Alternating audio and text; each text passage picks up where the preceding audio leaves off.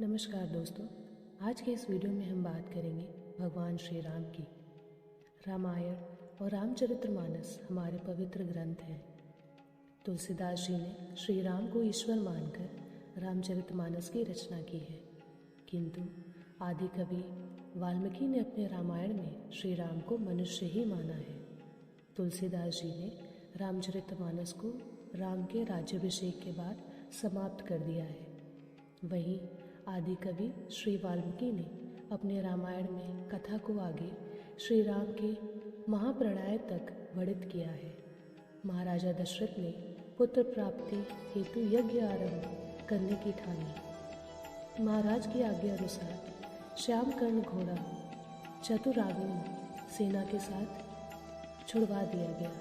महाराज दशरथ ने समस्त मनस्वी, तपस्वी, विद्वान, ऋषि मुनियों तथा वेद वेद के प्रकांड पंडितों को यज्ञ संपन्न कराने के लिए बुलावा भेज दिया।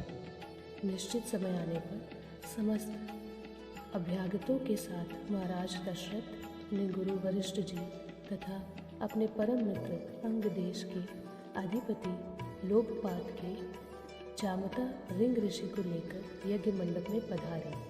इस प्रकार महान यज्ञ का विधिवत शुभारंभ किया गया। संपूर्ण वातावरण वेदों की ऋचाओं के उच्च स्वर में पाठ से गूंजने तथा समीधा की सुगंध से महकने लगा। समस्त पंडितों, ब्राह्मणों, ऋषियों आदि को यथोचित धन धान्य, गौ आदि भेंट करके सादर विदा करने के साथ यज्ञ की समाप्ति हुई। राजा दशरथ ने यज्ञ के प्रसाद चरा खीर को अपने महल में ले जाकर अपने तीनों रानियों में वितरित कर दिया। प्रसाद ग्रहण करने के परिणाम स्वरूप तीनों रानियों ने गर्भ धारण किया। जब चैत्र मास के शुक्ल पक्ष की 9वीं तिथि को पुनर्वसु नक्षत्र में सूर्य, मंगल, शनि, बृहस्पति तथा शुक्र अपने अपने उच्च स्थानों में विराजमान थे।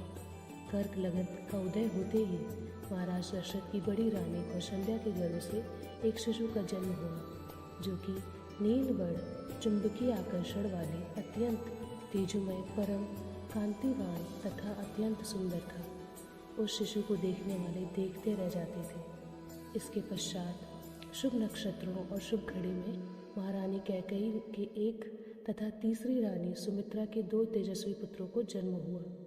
संपूर्ण राज्य में आनंद मनाया जाने लगा।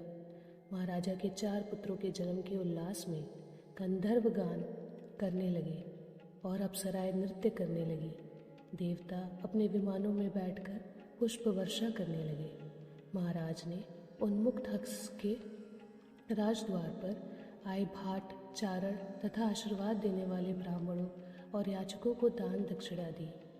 पुरस्कार में प्रजाजनों को धन धान्य तथा दरबारियों को रत्न आभूषण प्रदान किए गए। चारों पुत्रों का नामकरण संस्कार महर्षि वशिष्ठ के द्वारा किया गया तथा उनके नाम रामचंद्र, भरत, लक्ष्मण और शत्रुघ्न रखे गए। आयु बढ़ने के साथ ही साथ रामचंद्र गुरु में अपने भाइयों से आगे बढ़ने तथा प्रजा में अत्यंत लोकप्रिय होने लगे। उनमें अत्यंत विलक्षण प्रतिभा थी, जिसके परिणाम स्वरूप अल्पकाल में ही वे समस्त विषयों में पारंगत हो गए।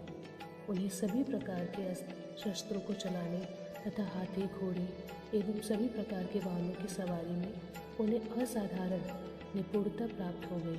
वे निरंतर माता पिता और गुरुजनों की सेवा में लगे रहते थे। उनका अनुसरण शेष 3 भाई भी करते थे। गुरुजनों के प्रति जितनी श्रद्धा भक्ति इन चारों भाइयों में थी, उतना ही उनमें परस्पर प्रेम और सौहार्द भी था। महाराज दशरथ का हृदय अपने चारों पुत्रों को देखकर गर्व और आनंद से भर उठता था। इसी के साथ दोस्तों, अगर वीडियो पसंद आए तो वीडियो को लाइक, शेयर, सब्सक्राइब ज़रूर करें। मिलते हैं अगले वीडियो में। धन्यवाद।